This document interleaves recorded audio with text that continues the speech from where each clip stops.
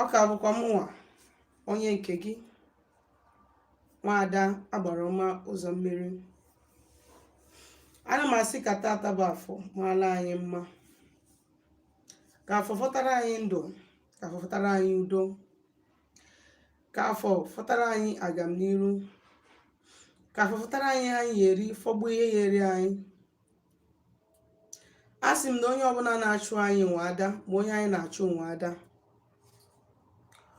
Onye ọbụla sị na ihe ọma ma mme na ndụ anyị ga-ewela na elu mmiri. Okwu ọfa ka anyị na-ekwu n'isi anyị niile wee na-asị na ọ ga-adịrị anyị na mma. Tata bụ afọ, wee na-asị na ọ ga-adịrị anyị na mma ụbọchị Nkwọ, wee na-asị na ọ ga-adịrị anyị na mma ụbọchị Eke, bụkwazị na-asị na ọ ga-adịrị anyị na mma ụbọchị Orie, na-asịkwazị na ọ ga-adịrị anyị na mma n'afịa na-anọ n'ụbọchị na-anọ. Ndị Igbo ekenela m unu. Abụ m nwaada Agbaroma Ụzọmmiri. Abụ m onye mgbasa oziọma ọdịnala Igbo, bụrụkwa dibịa Igbo. Anyị na-agbasi afọ ike, anyị na-alụkwazị ọrụ mmụọ dị iche iche. Anyị na-enyekwaziri ụmụ Igbo aka ịmara eziokwu gbasara ọdịnala, maka na ọdịnala bụ ụzọ ndụ na ụzọ eziokwu. Ihe m ji bịa tata bụ abịara m onwe ihe nchọ ka nkọwatụrụ gị gbasara ndị mmiri. Onwe ihe nchọ ka nkọwatụrụ gị gbasara ndị mmiri. Ihe m na-elekarị emphasis on this because afụgo m n'ebe a ka ndị mmadụ ka dị concern. Ọ ihe gbasara ndị mmiri na-echu ndị mmadụ ụla karịsịa. A lot of people achọrọ ime onye bụ chi ha. A lot of people achọghị ime identify with mmụọ efere na ngwurube nna ha agụụ na-agụ. Ihe onye ọbụla chọrọ ime bụ ka ọ lụọ ọlụ mmiri, ka ọ lụọ ọlụ mmiri. Ọlụ mmiri dị mma ka mmadụ lụọ, ọ ụgwọ iji kwesịrị ịkwụ. Mana ndị Igbo si na a na-akpa n'ọfọ ude wee dị. O nwere ihe ọ ga-abụ ị na-eme ịmalụ n'ime isie ụzọ nwee ka esi wee solu ihe n'usoro inweta ihe ị chọrọ. Agwabugo m unu na mbụ si unu na onye ọbụla chọrọ ịlụ ọrụ mmiri, first of all, na ife ihe eme ise bụ gịnị? Ịchụkwagodu chi gị ka gị na chi onye nọrọ gị ụwa dị na mma. Ọ bụrụ na ịchụkwa chi nọrọ gị ụwa gị na chi gị dị na mma, ịchụkwa ndị ichie gị, gị na ndị ichie gị dị na mma, ịchụkwa aja na be nna gị na aja na ikwu nne gị, gị na ha dị na mma. Ọ bụrụ na o nwere mmụọ ndị Igbo okutara na ngwuru, ọ na-enweghịzi onye na-echukwa ha, ịchụkwa ha, gị na ha na-abụ adị na mma. Ọ bụrụ na o nwere alụsị na-anaghị oke, ịchụkwa ha, gị na ha adị na mma. Maka na mbọsị ya eje ọlụ mmiri, ha ya eso gị wee jee. Chetakwana ndị Igbo kwuru okwu wee sị na nwata na-apụ ije ọ gwahụ nna ya, ọ nataba ụkwụ kpọọ ya, ya kpọkwana nna ya. Ka ị ga-esi wee binie isi na ị chọrọ ịlụ ọlụ mmiri mana agụụ ji chi gị. Ị marọ na chi bụ ụzọ, ọ bụ na ị marọ na chi ji oke, ọ bụ na ị marọ na a na-akpa na n'ọfọ, isite na chi gị kpaa na ana wee kpakwazie n'ọfọ. It is not just about marine settlement. I want to let you know, I want you to understand that sometimes why you have problem after ka ịlụsi ọlụ mmiri gị bụ gịnị? Some of the fault na-esi gị n'aka. Take it or leave it. Some of the fault na-esi gị nwa n'aka. Gị nwa bụ ihe ka ọsụrụ problem ahụ mere gịnị na ọlụ mmiri ịlụrụ agahụ. Jụọ m ka isi wee ka ọsụọ ya. Ụfọdụ alụsị ahụ ọlụ mmiri maọbụ ife alụba ha ọlụ mmiri, ha ma ndosi ike ha ofu ebe. Dade ha lụrụ ọlụ mmiri ka a ga-eje wee kwa ihe asịsa akwakwana n'iko. Ị mara na o nwere some spiritual work ọ ya bụ ịlụọ. You want to do, you must keep yourself clean before you lụọ ọlụ, because o nwere onye gị na ya ga na-enwe mmekọ, ọrịa ya na contaminate your own aura. Even ma anyị nwa bụ ndị ọlụ, dibịa ọbụla chọrọ ka ihe ọ na-eme na-aga, eze nwaanyị ọbụla chọrọ ka ihe ọ na-eme na-aga, must do what? Keep days o ji alụ ọlụ holy. ka ị nwee ike dị active spiritually so that ị lụọ ọrụ onye ahụ ọrụ once ọga. asị gị dosi ike gị ofu ebe ka ọrụ alụrụ gị rụọ ọrụ na-arụ gị, mba, ị na-akụgharị ike kpamkpamkpam. You think that it's just about bringing the money and going to the water. It is not that. It is not church mentality webata n'ọdịnala. Ọ dịrọ like that. You must keep to the rules. You must. Ọzọ dị ka ibe ya bụ ọtụtụ dibịa mana ha gwa gị ihe ị ga-eme ka ị wee fụ ife n'ọrụ gị, you will not agree. Nke ahụ ị chọrọ ime ka ị ga-achọ ime. Ụfọdụ dibịa mana ọ bụ na ha sị gị nene ya echukwachi gị ihe eme ihe dị ụta ma ihe dị bifo ịlụ ọrụ mmiri ka anyị hafụ ime na gịnị ka ị hafụ ije taba afụ repeat ya, that you will not agree. Ihe ọ ga-eme bụ ebe ọ bụ na ọrụ mmiri ka ị chọrọ ịlụ, ọ sị gị oke ọrụ mmiri we go, because onye ahụ na-agụ onwe ka ọbụna o nwere mkpaji ya, onwe ka ọbụna ọrụ si alụ ọrụ mmiri na ọ ya fie dịka 10 or 20,000 and o nwere mkpa 5,000 naira na ji ya, o nwere pressing need. The person will go ahead and do what? Onye ahụ ga-agbapụ ọsọ wee sị gị nọ nke ahụ ikwuru ka mma ka alụ ọrụ mmiri ahụ. Ọ gbasara ya. If it doesn't work, you are the one suffering. It is your money that you wasted. Nyanwa, he has taken his own part. Ọ na-aga. Mana agwa gị nke bụ eziokwu, you never hear. Because ị na-agba ọsọ. Ọ bụgodu na ibido from uchi gị bido na ndị primary entities ị kwesịrị imezi biya, ma ọ rụgodu ndị mmiri na mmụọ ndị ahụ imezigo ga-eji gị na-eji na-ewe ejili gị ndị mmiri tie ụzọ ga-eme gị na-emepe inweta ego setlọ ndị mmiri. Ị na-aghọta? Ihe ọzọ m chọrọ ịkọwalụ gị bụ na fọt nwere ike isikwazie dibịa lụrụ gị ya n'aka. Ụfọdụ dibịa na-egbu mmadụ, ụfọdụ dibịa na-eme ihe ana na-asọ nsọ, ụfọdụ dibịa na-edina nwunye mmadụ, ụfọdụ ndị eze nwaanyị na-agba n'ezi, ụfọdụ ndị dibịa na-edina nwaanyị ha na-arụrụ ọrụ na their chamber, ụfọdụ ndị eze nwaanyị na-abụ nwoke ha ga-arụrụ ọrụ bịa ha like onye ahụ, they start lusting after that person, they have carnal knowledge of that person or they allow that person to have carnal knowledge of them. Na their temple ebe ha na-arụ ọrụ ha na-emetọ agwụ ha, mmụọ ejiri iwe na-apụ. Ọbịazi oche na mmụọ ka nọ mara ọnụ ihe ọ fụrụ anya bụ ihe nọzi ebe ahụ. Ọ command ya power, nothing will happen because all is empty. So it can come from you and it can come from onye lụrụ gị ọrụ. That is the reason you must be spiritually active and alert. You must be sure of onye chọrọ ka ọlụ gị ọrụ. Everybody nwere ka mmụọ ya na ya so si agwa ya okwu. Open in whatever direct confirmation from ndị gị na ha, so do not give your money to anybody, no matter otu ọbụla onye asị wetinye gị ụjọ na-arụ. Hence you did not die before meeting that person in ya nwụrụ, but you have to be wise.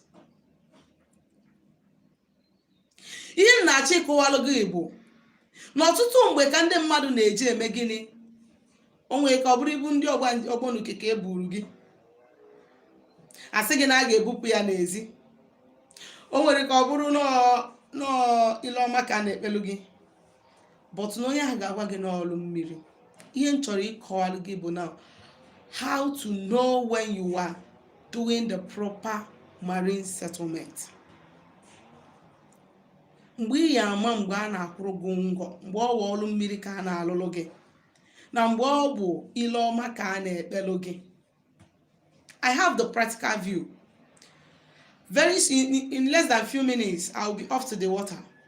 But actually, the opportunity I will make an obere video where go see. At least I have a little time today. In our water, also the key biabo. Dibia ọbụna na-eji ebunyelu gị ọbara anụ na mmiri na-agba gị ụchụ. Dibia ọbụna na-eji ebunyelu gị ọbara anụ na mmiri, be it cow, be it goat, be it ram, be it chicken.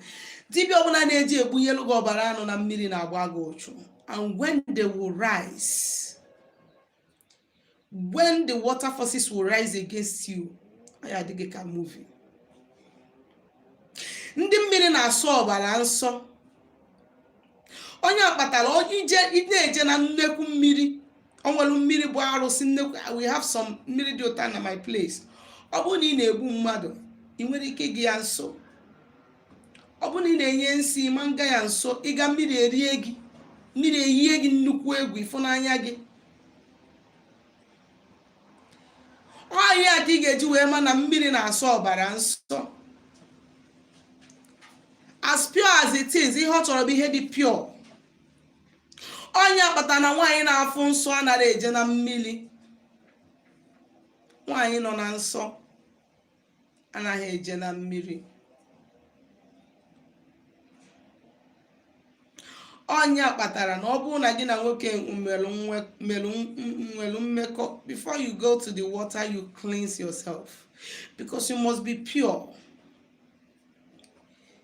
You must be pure. Netufu nnukwu oge, mma ejebe ka nje gosi unu what I was talking about. Ịghọtago? Achọrọ m ka unu fụ ka m nye unu okay, achọrọ m ka unu fụ ihe m nwere ebe a now bụ goat. This is goat. Ọ n'anya, this goat na-eje na mmiri. Ewu a na-eje na mmiri. Nke a wụkwa goat. Nke a bụ nke a ga-egbu a ga-eji wee mesara aka ma anata. It is for one person wee ewu na abụọ. Then I will now go on to show you this. Ị na-anya ebe a, ngwongwo dị iche iche dị ebe a. Ha ncha niile na-apụ apụ kịta. Ewu ahụ nọ n'ilo ngosi unu kịta. Ibu ya bụ nke a. This is ifu ewu ahụ now with this thing. Ihe a complete set of ngwongwo ibu mmiri. Ihe na-ekwe ha maka ndị na-asị na-eji 30,000, na-eji 40,000, na-eji 50,000 alụlụ ha ọlụ mmiri, na-eji 10,000 alụlụ ha ọlụ mmiri. Ịghọtago? O nwere onye ọbụla ga-akwara gị complete set of ngwongwo ndị mmiri that will collect, even as it is now, that will collect 100,000 naira from you, even as it is. So in anya now, ihe a complete. O nwere ihe nkwasabi ihe a, o nwere ife na-ama mfu n'ime ya. Ihe a complete set of ngwongwo ndị nkwasabi ihe a.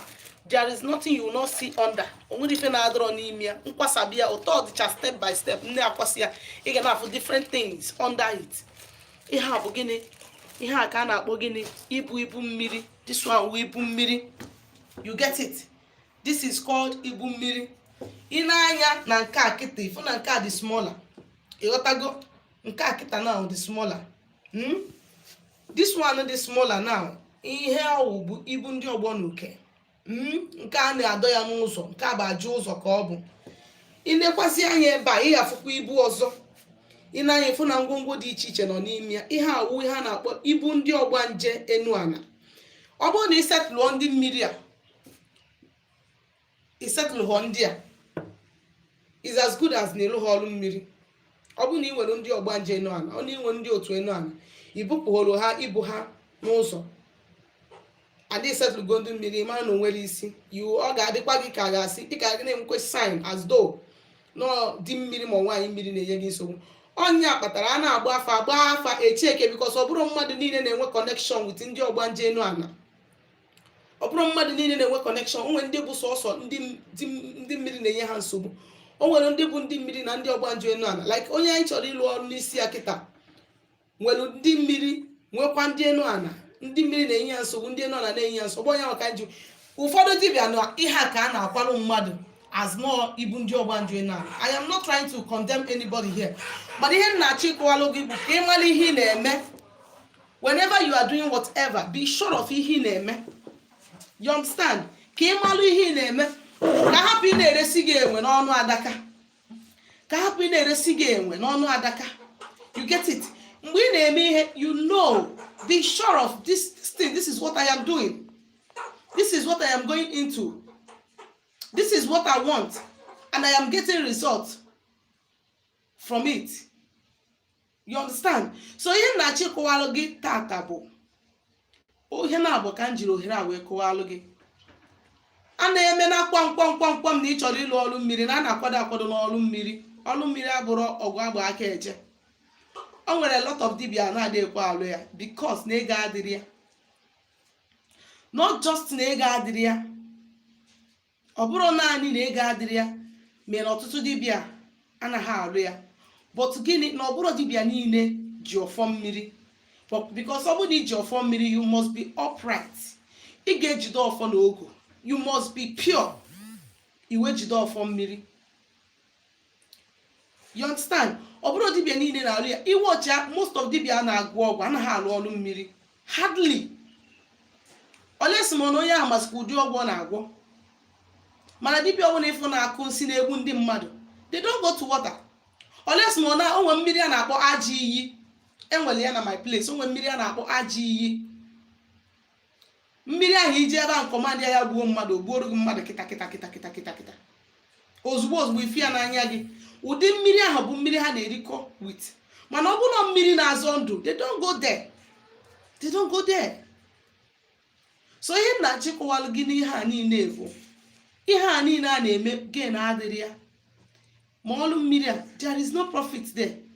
But the thing dị ebe a bụ that na ọ bụ na ị na-eji ịnụ nwaanyị, na ị na-eji ịnụ nwa mmadụ, ka ị duru nwa mmadụ natabeghị dị ka nwunye gị, ihe ọ bụrụ sọsọ gị na onye akaebe ya aga, nna gị ya eso gị wee jee, nne gị ya eso gị wee jee, ụmụnna gị ya eso gị wee jee, ikwu na ebe gị ya eso gị wee jee, agbata obi gị ya eso gị wee jee.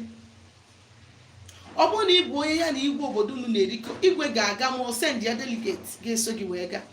Ọ ya bụrụ ịbata na ngwuru ebe ị na-anụ nwaanyị, ha na-ege anya ma na ị nwere mmadụ. And for those people iso gị wee jee, must na ị ga-eme ha nata ha invite. You must take your time to visit them. Gwa ha na-ekwe ihe ị na-eme na ịchọ ka anọnyelu gị. Otu a ka ọ dị n'ọrụ mmiri. You must align yourself properly with the major primary entities with you. Maka onwere ndị ga-abịa before ndị mmiri abịa. Mmadụ na-agụ 1 before ọgụọ 2. Sunny Star, ndewo, ụtụtụ ọma, ekenekwa m gị. Ndewo, ya gazielu gị. Ịghọtago, so mmadụ na-agụ 1 before ọgụọ 2. You don't just come out. Isi n'ọlụ mmiri. Ihe nji ekwu ihe a bụ, ọ dị ka mmemme oke ihe ndị dibịa ọzọ na-eme. Ịbịakwasị n'ọlụ mmiri. Mma arụkwarụ gị ọlụ mmiri. Mma anụnụọ ya. Onwe ihe ọbụla mebelu gị, ị na-achịta azụ gwa m ya, mma tụfuru gị ọnụ o. Mma arụkwa ọrụ mmiri otu ndị ọzọ si alụ. Because some people don't like hearing the truth. No, I like ịnụ eziokwu. Somebody gwa m na ọchụgo aja, o megosara aka dị iche iche, ọ gbagogo agbago, ọgbadaga agbada. Ha gwa ya nọghị marina. Wee jụọ ya, kedu ụdị marina ị bụ? Or are you a hardcore marina? Ọ sị m yes, no onye eze nwaanyị ka ọ bụ, na ha gwara ya no eze nwaanyị, na ọchụgo aja dị iche iche, yet nothing is happening. M gwa ya si ya, ịchụgo aja dị iche iche, yet nothing is happening. Ọ sị m nsị abiko, n'ihe ndị a niile ime onye chi gị bụ. Ọ sị m what is chi? What is reincarnate? What is onye ụwa? Nsị eho. So onye na-agbalụ gị afọ ma onye nwanne ezi gị ozi na ịbụ marina na ịbụ ka agwara gị na chi gị igbu izizi. Ọ sị m mba. Si ya na ị ga-achọ chi gị, ihe amata onye chi gị bụ, chụọrọ ya aja na onye abụ izizi. Ọ bụrụ na isetụlọ chi gị, o nwere aja niile ị na-achọ, o nwere sadaka ị na-achọ, ya ekwe ka ọ ga-agbarụ ha ncha. How can somebody ịpụta isi na ị na-eme oke ite, na ị na-eme awele, ịpụta isi na ị na-eme, isi na ị na-eji agbata ring agbanye n'aka iji akọmand ndị mmadụ, onye kọmand owelu nke o ji nye gị. How can somebody pụta ọ sị na ọ na-eje iji egota blue eye na green eye, ọ na-eji igote west chain na west bead, ọ na-eji igota nke a na ọ na-eji igota nke ọzọ. Maazị Egede Mighty, ụtụtụ ọma, ka afọ ọfụrụ amalụ gị mma, ndewo. Ị na-eji igota nke a, ị na-eji igota nke ọzọ, igota blue west, igota ọmamihe nwa na-akpọchi ya, igota ka ya mata, igota ya Are you not a criminal? You are a thief. You are a thief. You are a criminal. Igoti ya iwe yie ya ma ifia ya onye fụ gị owelu nke o ji nye gị. Ihe na-eme onwe gị bụ the more you look, the less you see. And I want you to understand that ọgwụ ọbụla agwara agwọ nwere mmụọ na back ya up. Ọgwụ ọbụla agwara agwọ nwere spirit na back ya. And imegide pụọ n'ike. Ọ bụrụ na gị na mmụọ akpara akpa iwe pụọ. Mgbe ọ ya abịa, ọ ga-adị gị ka ọgwụ ka a na-agwọ. Ihe nji agwa gị ha bụ nọrọ ofe ebe. Chụkwaba mmụọ gị na ha so. Chukwaba mmụọ gị na ha so. Ihe m na-agwa gị bụ o nwere ihe ọbụla dịka na mmadụ na-achụ àjà. Ị na-achụ ya to entities gị na ha so. At least ọ bụrụ na ị chọrọ ije na mba ọzọ jee kụọ mmụọ mba, you must make sure na mmụọ gị na ha so na be nna gị na n'ikwu nne gị, that you have settled them before you can go outside jee tataba mmụọ. Ka ọ hapụ ịpụta ọ na-adịghị ọsịsọ. Ọkachakwa ndị a na-abịa ajụ mma ha ga-emenwe ọgwụ ego. Anakwa m na-eme ọgwụ ego, biko nụ. Ọ bụrụ na m na-eme ọgwụ ego ebe a niile karị dịka London, ọkwa aja ka m chụgide wee nọ level anọ, and still today mụ aka na-achụ aja. Akwụsịbe m ịchụ aja, nka na-achụ aja gbanyụ. You get it? Anaghị m na-eme ọgwụ ego, biko anaghị m eme oke ite. Ndị na-achọ ndị na-epinere ha client, anaghị m eme ya. Adị m eme ya, biko nụ eji m Chineke na-ayọ unu. Biko nụ onye unu bụrụ ọnwụnwa pụọrọ m n'ụzọ. Before m were ọbara Jizọs kpuchie unu, biko nụ onye ọbụla pụọrọ m n'ụzọ. Ọ bụrụ na ị ma na ịma mkpa na akpa n'ọfọ, biko hapụ m. Ihe m chọrọ ọ bụrụ iwu na ọmụ alụrụ gị ọrụ. Ihe ka mkpa bụ ọ bụgodo na m gbalụ gị afa, gwa gị ihe na-eme na ndụ gị. You can decide to go home. You can decide to go home. Na abụ unu jee mee ya. Ọ bụ na ndị bụ unu na-agodo mmụọ n'aka ha, go home and do it. Ọ bụrụ iwu na ọmụ alụrụ gị ọrụ bụ my joy bụ na gịnị mere n'iso ụzọ kwesịrị iso. A lot of people afụgo m ọtụtụ imirikiti ndị mmadụ ịgbasiala ha afa, ịgwa ha ihe dị n'ụzọ ha. Ịgwasịa ya ihe dị n'ụzọ ha, ha relax ya. Somadi eme 3 days ome, somadi eme 1 week ome. Ihe anyị zichara ya, ọfụ ya n'anya ya. Mgbe ahụ ọ chọzie ka imeri ya miracle. Biko na ụmụ Igbo, chụbakere na aja. Ọ bụrụ na ị bụ somebody chụkwachagoro mmụọ gị na ha so, wee jee lụọ ọrụ mmiri gị. Gị na ndị mmiri adị na mma. Ị marọkwa level ị nọ. Guys, ọrụ ga-aga straight. Esoro ọrụ ga-accordingly ka ga-ekwesị isi ya. Ị marọ level ị nọ. Sọsọ ihe ị ga na-emezi bụ onwe special thing, special request. Ọ bụrụ ọkụkọ inye mmụọ, ikwe ya nkwa ebine, ife ya n'anya gị. Ọ bụrụ naanị ọjị, iwapụrụ ya mmụọ depending on the level of ịchọ ka o meelu gị. Ihe ọya ifu na mmụọ dị n'ala Igbo na-anụkwa n'ife. Ọ bụrụ ihe ahụ na-eme eri, unu asagbugo ndị be anyị, in fact nke mụnwa Chineke ekele dịrị Chukwu na anyị wetere m onwe m, asagbugo anyị. Do you know that power to manifesting is inside of you? It's living inside of you. You can actually speak prosperity, goodness into your life if your name just with orgy. Just with orgy. Do you know na akwa ọkụkọ Igbo a na-eba ifuru eba ihe eji nwe ya wee mebi ọgwụ 200,000 naira mmadụ gwọrọ. Akwa ọkụkọ Igbo is not 200 naira in the market. Highest 200 naira. Na anọ na December kita 200. Mo na anọ na January.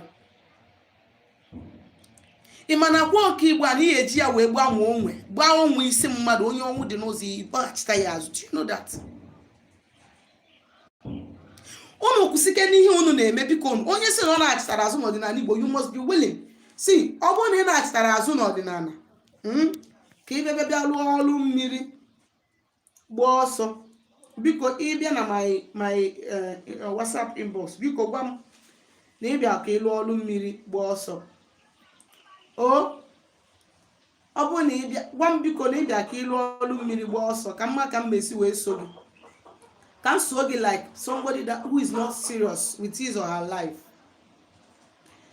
Mana biko ọ bụrụ na asọ mmiri a na-agbụfusi ebe a every day for you people not the gị mma and you want to come back biko kpaa na kpaa n'ọfọ biko nu. There is no shortcut in ọdịnala Igbo. Ihe nji wee kwuo okwu a maka ndị na-abụ ha bịa ha ma nchụkwachi ha jọmpụ ọtụ ọlụ mmiri. There is no shortcut in ọdịnala Igbo. Ihe dị n'ọdịnala dịka you want to cook, right? Ị chọrọ isi nri and iji nkụ esi nri. You first of all enter the bush. And for you to enter the bush, you must clear the bush. Ka ifu ụzọ tinye ọkụ banye n'ọfịa. When you go to the bush, you gather firewood. When you gather firewood, you come and you set them. You set the chaya, you light it. You light ya, you want your pick. Be it matches or lighter. Kiji where light ya the firewood. You want your pick. Before you know what is happening, before you mind your name, that is ordinary. I must be sincere with you. That is ordinary. There is no shortcut in this thing.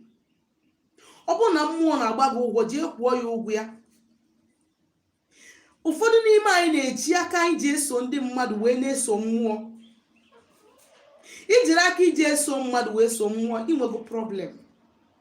And when you start, ijegide kwụsị, when you want to start, continue, you start from afresh. You must be sincere. Ụfọdụ n'ime anyị na-eme mmụọ like this. They want to try if it is like Jesus. If you are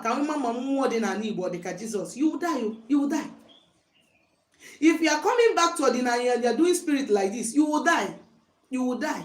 You must be straightforward. You must be straightforward. You must be plain. You must be sincere. You must know what you want. You must be intentional.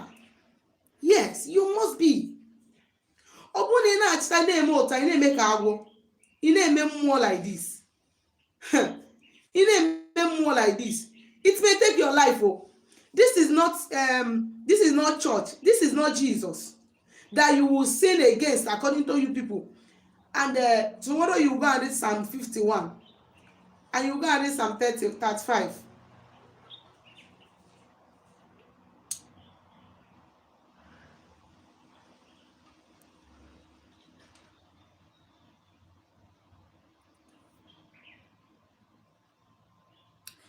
David Edward, good morning. Happy New Year. Kafa amalo gị mma. Ekenekwa m gị n'ezumezu gị. Ndewo. Egede mighty, can we be settling the water spirit and still pray to God? Now, actually, let me go to this question. Because Egede mighty, onye bụ Chukwu. I don't know if you are a Pentecostal or a Catholic. Ndị ụka, catechism ndị Catholic say that Chukwu bụ mmụọ ọkasị akasị. Onye jiri aka ya dịrị n'onwe ya na-enweghị isi mbido ma enweghị isi njedebe. Bịa bụrụzie onye okike oseburu ụwa nke ife niile. Ọnya bụ Chukwu ka ndị ụka si wee kọwa. Chukwu bụ mmụọ. Chukwu bụ mmụọ. Onya ka ha kwuru. Then anyị nwa bụ ndị omenala anyị na-agọ mmụọ, which means anyị na-agọ Chukwu. Ma ndị ụka, ma ndị omenala, ma ndị isi ana, ha ncha niile ofu Chukwu ka anyị na-ekpere. I must be sincere with you. Mana ihe na-ewe m iwe bụ na ndị ụka sị na ndị omenala dị njọ. They are calling ndị omenala all manner of name. Whereas no ihe ha nwasef enebe no ha nwa bụ ihe na-eme ihe ha sị na ndị omenala na-eme. But na ihe ọbụla ikwenye no Chukwu ka ga-abụrụ gị Chukwu. Ihe dị n'ụwa bụ ịkwụba aka ọtọ. Ma ị na-eje ụka ma ị na-agụ mmụọ, kwụba aka ọtọ. Onye ka m ga-agwadebe gị. Then and then when you are praying to Chukwu Okike according to Oyibo ndị ụka, Chukwu Okike is God the creator. the Almighty Creator. So, you see, it is because they have, made us enemy to our own tradition and culture. That is why many of us na-believe n'ihe omenala bụ ndị na-ekpelu ekwensu, bụ na ọ bụrụ otu ahụ esi wee gwa gị ka o si dị. Biko eji m ohere a wee na-ekene, ọ bụrụ na tata bụ izie gị isonyere anyị na our program, ana m ekene gị na-asị gị nnọọ. Abụ m Agbara Ọma Ụzọ Mmiri, abụ m onye mgbasa oziọma ọdịnala Igbo, bụrụkwa onye isi nchụaja na Agbara Ọma Ọdịnala Spiritual Temple nke dị na Enugu steeti. Eji m ohere na-asị gị nnọọ, ọ bụ na ize tata wụ ize ị na-esonyere anyị, na-asịkwa gị echefukwana gbasa ozi anyị ma binyekwara anyị aka, so that ka ndị enyi gị nwee ike na-eme gịnị, na-esonye na-amụtakwa eziokwu, maka na mụnwa nọ na eziokwu. Ndewo. Biko ịkọntinu n'ihe m na-ekwu, biko na ụmụ Igbo, ogologo okwu adịghị n'ụka mgbede. Ịchịkọta okwu a na-ekwu, biko na ihe m na-achọ ịkọwalụ gị bụ na ị na-eme ọdịnala mesie ya ike. Ndị ụfọdụ si na ha dị n'Igbo dịrị n'oyibo, mana ndị be anyị si na iwere ụkwụ na-abụ gbaa karait n'ihe ada. You must be at a place at a time, so that ka ọfọ anyị na-agọ nwe ike, ka inwe ike wee fifia, ka onwe ike wee lụọ gị ọrụ.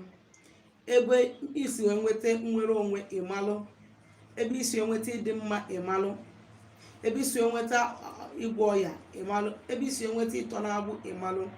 Mana ihe na-agwa gị bụkwa na onye ọbụla na-esoro n'okwu ndị nna nna ya, n'okwu ndị ichie, n'okwu mmụọ ọdịnala Igbo, ị ga na-akọ ụta. Take it or leave it. You might be getting millions for now. Onwe ka ọ bụ that you are destined to get billions. You feel that you are doing well. You might be getting millions or billions for now, but when they will rise up against you, you will beg for 5 naira. You will beg. You will manage to soak gari. You that used to eat shawarma, you used to lick cold stone ice cream, you will manage to drink yogurt. You that used to wear turkey wear, you that used to wear London wear, you that used to wear you that used to wear all the expensive, the most expensive, whatever, brother, you will start begging for money to buy okereka when they will rise up against you. You have to learn from mistake of others. You must not allow people to learn from your own mistake. You must learn from people's foolishness. You must not allow people to learn from your foolishness. Amagome, a lot of people gbagoro afa n'aka different dibias, confirm ihe na-eme ha, but where is the money to start? Even to feed their chi is problem. You say I go to okuko, they can't even buy okuko. They cannot even buy okuko. They cannot even buy okuko. Let alone this ha go te, they cannot even buy it. Because gini knows they mechigo.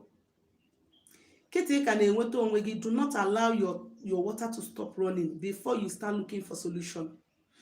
Now we can enweta onwe gị is a great opportunity for you to do what? To make your tap to continue to flow. Ihe abụrụ ọgwụ. It is just identifying with forces with you. It is just identifying with powers with you. It is just identifying with powers that be. People that created you. People that were there on the day of your creation. The power that said, go to this family. Go and reincarnate there. Do this, do that. And you agreed, you came. But you got distracted once you came.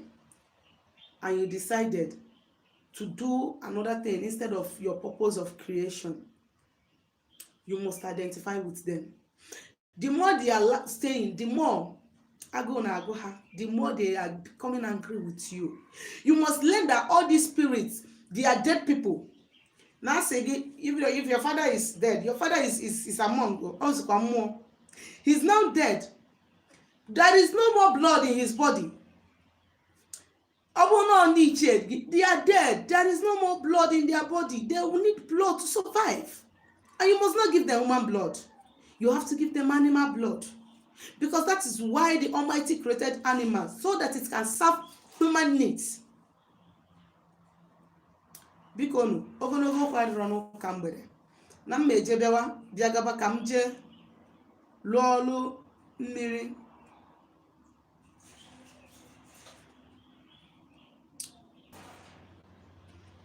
You did ekpele Ileoma, or later did Afa. Did deep Afa another place, and they see that Uchu is on your way. Will the ekpele Ileoma work? Now, Mr. Squad of Funny Comedy, is it Mr. or Miss? Please, pardon me, call me Chirizelu. Now, Obu ni Ijelu jebe Ileoma. Now, what manner ka iji wee jee kpee Ileoma ikpelu? Kedu onye kpọgalụ gị wee kpee Ileoma? Chi ga-eso gị wee gaa kpee Ileoma ikpelu? Ọsọsọ gị nwa jelu jee kpee Ileoma ikpelu? Ka ọ gị na dibịa so wee jee kpee Ileoma ikpelu? Now, ihe a question m ga-ajụ gị na first part. Second question, ma ihe m nwekwaziri ịgwa gị bụ, ọ bụrụ na ochudo n'ụzọ gị, the first thing you kwesịrị ime bụ clear that negative energy. Ochudo negative energy. And when you are doing sacrifice to any deity or to any entity, you are trying to draw positive energy to you yourself. And then already negative energy is there already. Once negative energy is there, it has occupied the space. Even if the positive energy are coming to deposit something good to you, that negative energy will draw them and neutralize them. So the first thing you are supposed to do, even before feeding your chi, if there is negative energy, if I first say that there is negative energy to you, and now told you what can bring negative energy to you, and you confirm that maybe something of such nature have occurred, what you need to do first before you start your spiritual work is to cleanse yourself, is to cleanse your aura, is to draw that energy out. It depends on the level of the energy. There is some that they do with native egg. There is some they do with live chick. There is one they do with ram. It depends on the level of the energy, the negative energy in you.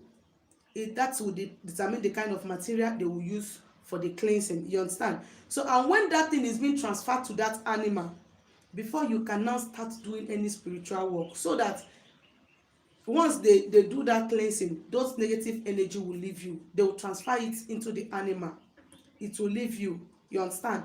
Then you will now start doing your positive rituals.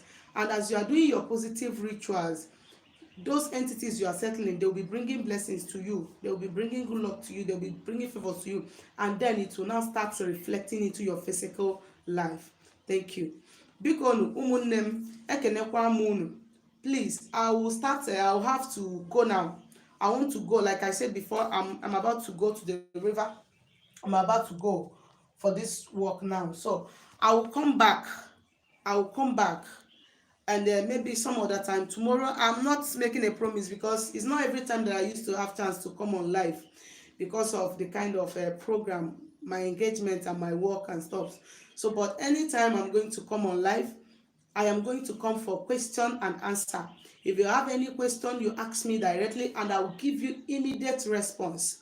Yagazienu.